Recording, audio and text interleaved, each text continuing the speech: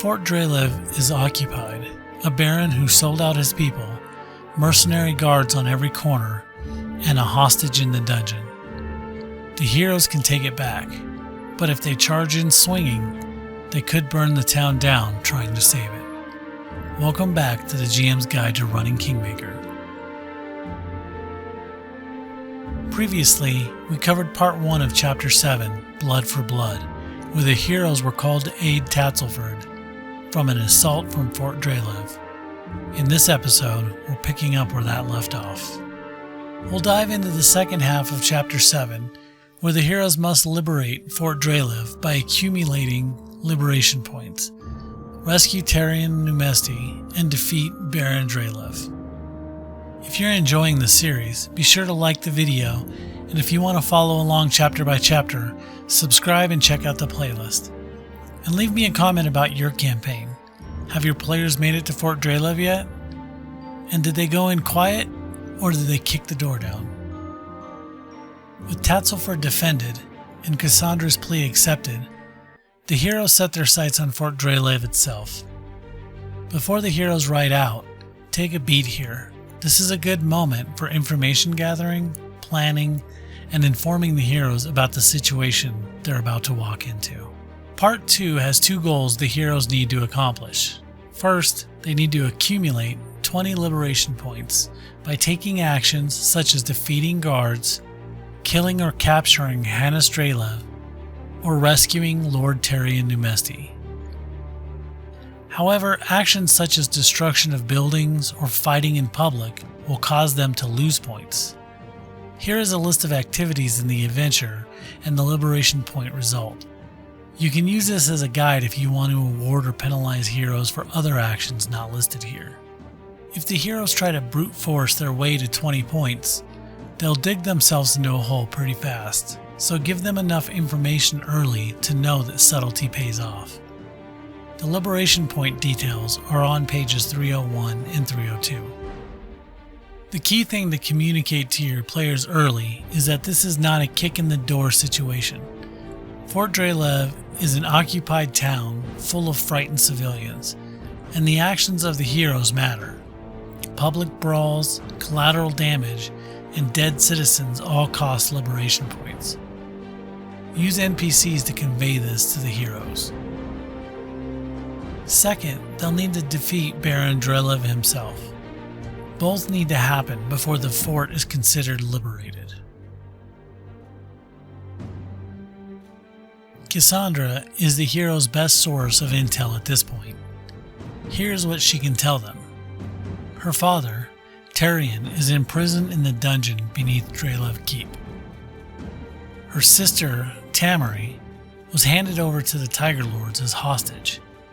Kisandra doesn't know where they're holding her, only that Armag took her when she was marched back into the hills. Fort Drelev is under martial law, with a curfew from an hour before sunset until an hour after sunrise. The streets are patrolled by mercenary guards who are quick to anger and don't need much of an excuse.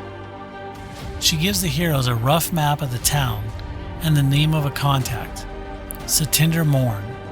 Satinder is the proprietor of the Velvet Corner, Fort Drelev's gambling hall. Kisandra gives the heroes a jade ring threaded with a flower to give Satinder as proof of trust.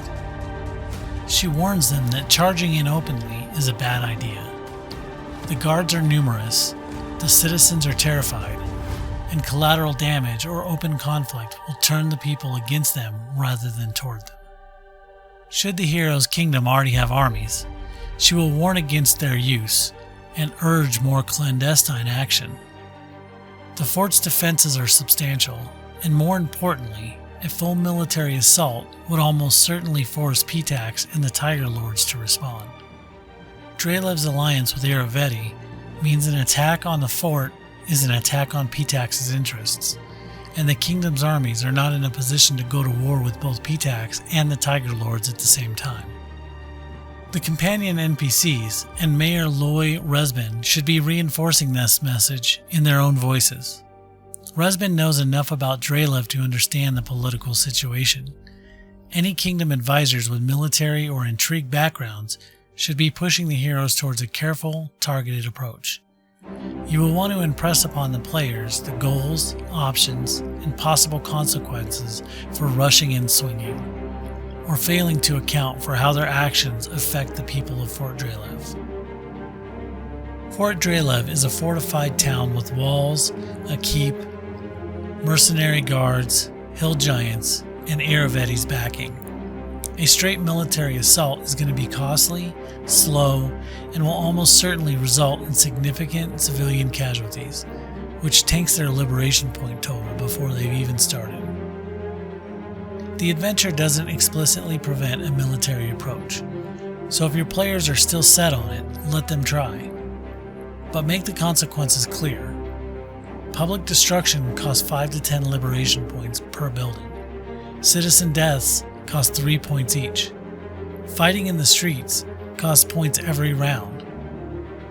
They could march in with banners flying and still lose the town politically, even if they win militarily.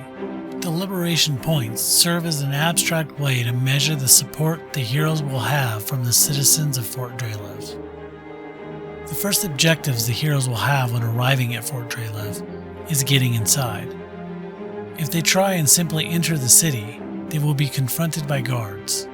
How to handle the various ways in which the heroes may be able to avoid being arrested or attacked by the guards and risk losing liberation points is outlined on page 303 under Infiltration Tactics.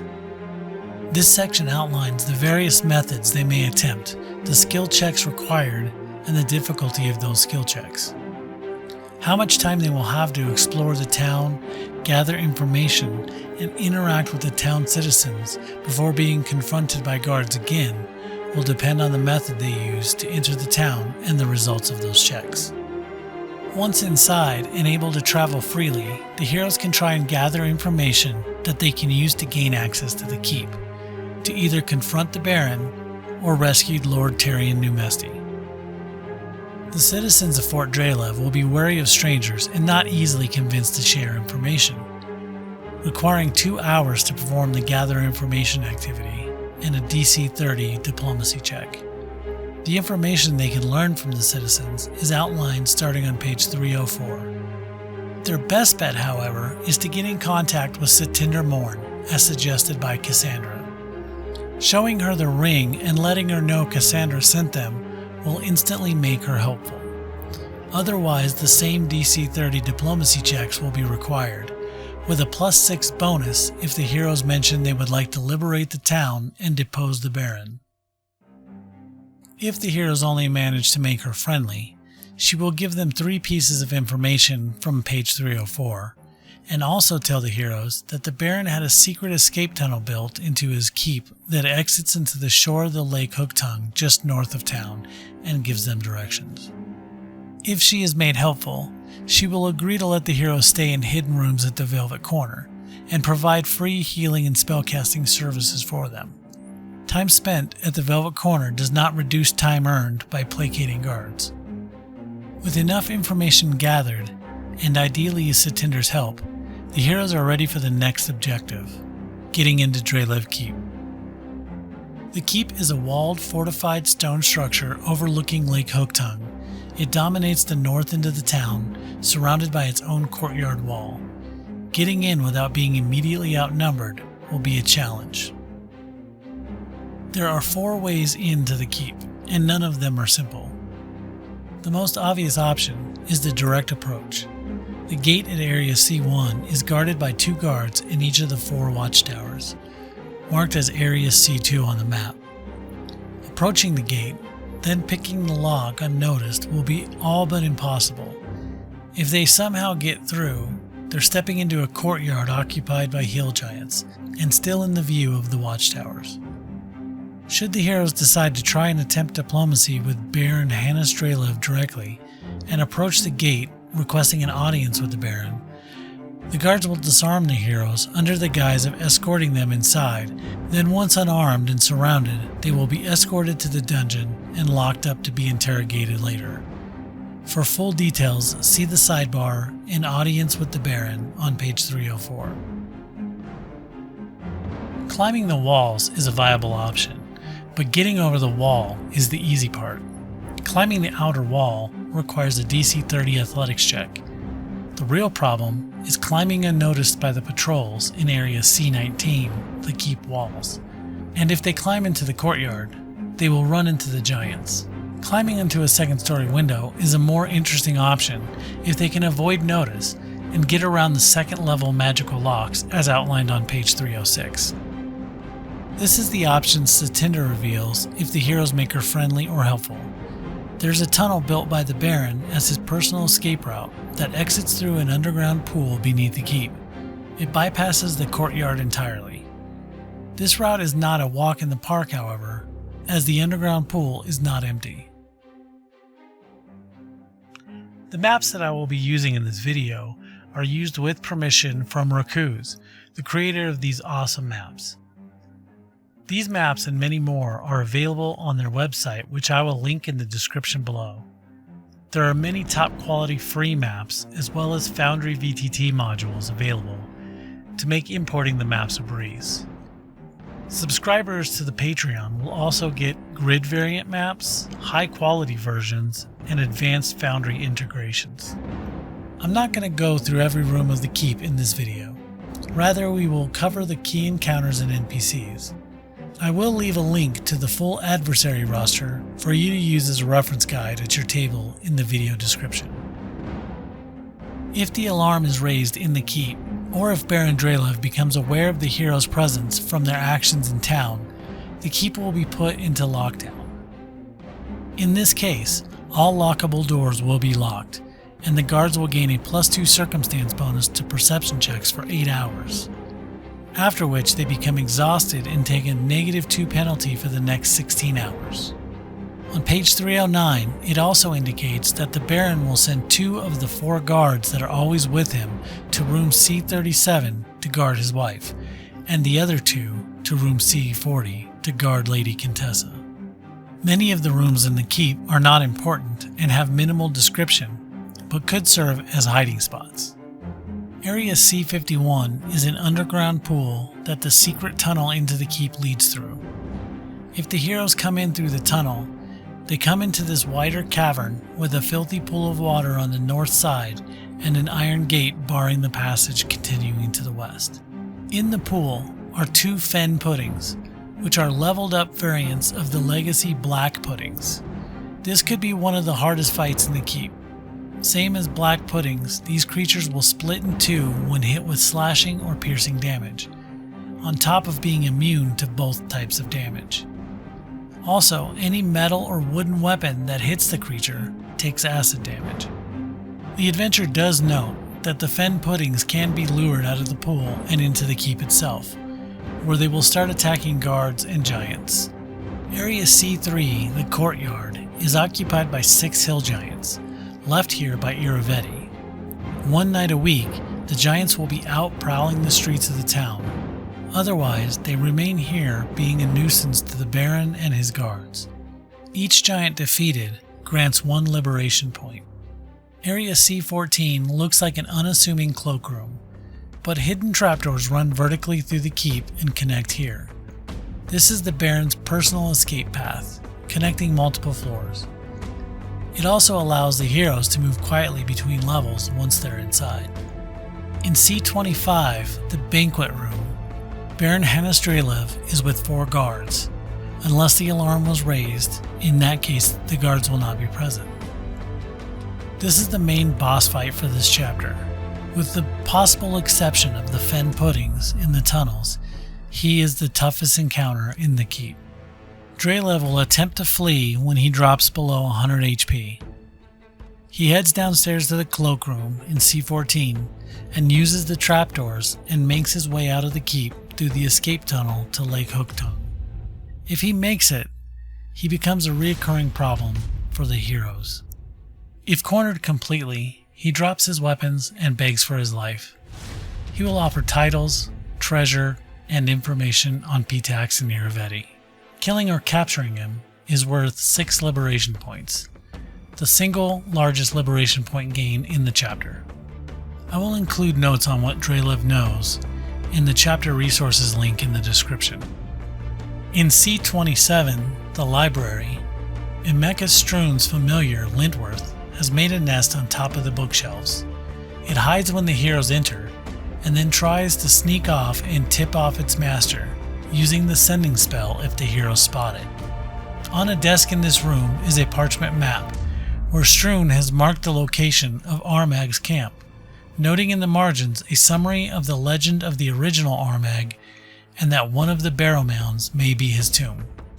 Room C34 is Imeckus Chamber's chamber. Imeckus is the Baroness's brother and a wizard. When the heroes enter the room, he will appear non-threatening and offer them a deal. Help him remove Drelev, Quintessa, and the Armag problem, and he will not oppose them.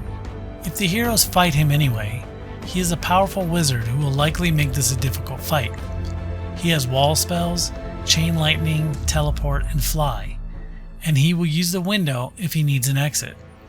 And he will flee if reduced to 40 hit points, and use sending to warn his sister. If the heroes take the deal and he agrees to stay neutral, award them 80 experience. Killing or capturing Imeckus Chamber awards the players 4 liberation points. In C37 is the chambers of Baroness Pavetta Struan Drelev. The heroes will find the Baroness and her obnoxious pet dog Jewel. The Baroness also wants the Baron dead. When the heroes enter the room, she will quickly attempt to speak with them and offer them a similar alliance as her brother Imeckus Chamber. Same as with Imeckus, if the heroes agree with her and her brother, award them 80 experience points. Similar to her brother, it is worth 2 liberation points to kill or capture her. Her dog Jewel is statted out, but mostly just an unbearingly noisy dog, and mainly provides an annoyance with its distracting yipping ability. If Jewel goes down, Pavetta stops negotiating. She goes into a rage and gains a +4 to attack and +4d6 damage, and becomes confused. Also, see the Alternative Jewels sidebar on page 314 that outlines an alternative way to handle if your table may not be comfortable with dealing damage to or killing a small dog in a fight. C40 is Lady Quintessa's chamber. Quintessa Murray is a bard and a dagger-marked spy. Her actions depend on whether Baron Drelev has been defeated. If he has not been dealt with, her first action is to cast Dimension Door and warn the Baron.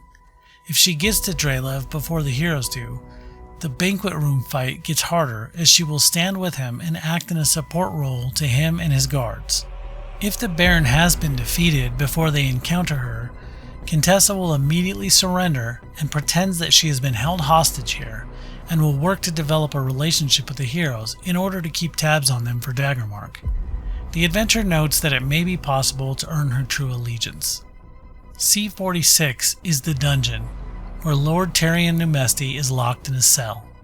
He is fatigued and unarmed. The cell will require a DC 30 thievery check to open if the heroes do not have a key. If the heroes grab equipment from the armory at C11 or otherwise arm him, he will fight alongside them for the rest of the keep. Rescuing him will earn the heroes 4 liberation points. The secret vault in C48 is only accessible from one of 3 secret doors or the hidden trapdoor from area C14. This room contains the most prized treasures Baron Drelev has collected over the years. Among other treasures and items is a greater ring of acid resistance made of green wood carved in the shape of a snake and lizard locked in a tangle. The ring connects directly to another ring in the warrior cairn in hex NM1.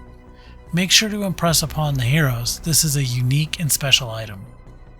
The adventure briefly hints that NPCs may be in different rooms at different times, but does not go into precise detail. I would suggest coming up with a couple variant adversary rosters, modifying where NPCs would be at different times, and how this will affect guard patrols. For example, perhaps during the day, Imeckus Chamber will be in the library, room C27, reading and studying. If the heroes sneak in at night, perhaps there will be less guards, or the giants are out patrolling the town. And Hannis will be in C40, Lady Quintessa's bedchamber. In the Liberation Points details on page 301 and 302, it states that killing or capturing the Baroness or her brother Imeckus will award Liberation Points. As previously discussed, both will try and offer a deal to the heroes. I would suggest that the heroes would also earn Liberation Points for accepting their offer. Speaking of Imeckus, should the players enter the library before speaking with him and before facing the Baron, you could have his familiar use sending to communicate with him. Then Imeckus would command his familiar to tell the heroes that his master would like to speak with them most urgently, and either guide them to Imeckus using secret passages in room C26, avoiding whichever room the Baron is in, or perhaps Lentworth could ask the heroes to stay in the library while Imeckus fetches the Baroness before meeting them in the library so they can make their offer together. Lastly, the adventure states that Hannis Drelev will become a recurring villain should he escape, but it does not go into detail on this. You don't need to know the specifics of this immediately, but if this happens in your campaign, you will want to start planning this. Perhaps he could kidnap one of the hero's favorite NPCs, or lie in wait and ambush them when they are engaged in another encounter. He could continue to hire mercenaries and hired assassins to target the heroes. He would also make a perfect target for manipulation by Nerissa. Perhaps she starts appearing to him in dreams and gifts him with some fey artifact and encourages him to take actions that could harm the hero's kingdom. Once the heroes hit 20 liberation points and Baron Drelev is defeated, Fort Drelev is liberated. The occupation ends and the people come out of hiding. The heroes have dealt a serious blow to the Pitax Tiger Lord Alliance. As long as they did not lose too many liberation points before entering the keep, they should have enough by the time they clear the keep. If they do not manage to fully liberate the town, they can still earn liberation points by pursuing the Tiger Lord. Defeating Armag is worth 6 liberation points, and rescuing Tamari is worth 4. Other Tiger Lord content can contribute as well. It is possible the heroes will decide to chase Armag before finishing the keep. Maybe they get fixated on the Tiger Lords, or they learn about Tamari early and want to go after her first. The story milestones table on page 7 states that liberating Fort Drelev is designed for level 11 characters, and confronting Armag is designed for level 12. I would advise to use NPCs or other context clues to encourage them to finish the keep first. Going after Armag at level 11 is technically possible, but the heroes will miss out on experience as well as potential treasure and items. By the time the heroes walk out of Drelev Keep, they should have a clear sense of where the story is heading next. Kisandra already told them that Tamari was handed over to the Tiger Lords when Armag marched back into the hills. She doesn't know exactly where they're holding her, only that Armag's forces moved east. In the library, in room C27, is a map of Armag's campsite and notes about the tomb and Armag. Any cooperative NPCs, such as Imeckus if he's working with the heroes, can confirm that the Tiger Lords moved east and that Armag's camp is where the hostages are held. The next objective should be clear: find the camp, rescue Tamari and other hostages, and deal with the Tiger Lord threat. I will link the prep resources for this chapter in the description. Full adversary rosters, room references, and GM prep notes. I'm also backfilling these for previous chapters, so check back if you're earlier in the campaign. If anything's missing or could be better, let me know in the comments. That wraps up part 2 of chapter 7. In a future video, I will cover the third and final part of chapter 7, where the heroes will track down and face Armag and free the hostages being held by the Tiger Lords. If this guide has been useful, please like and subscribe, and leave me a comment. How did your heroes take the keep? Did they cut a deal with Imeckus and Pavetta, or did they fight their way through? Thanks for watching, and I'll see you in the next video.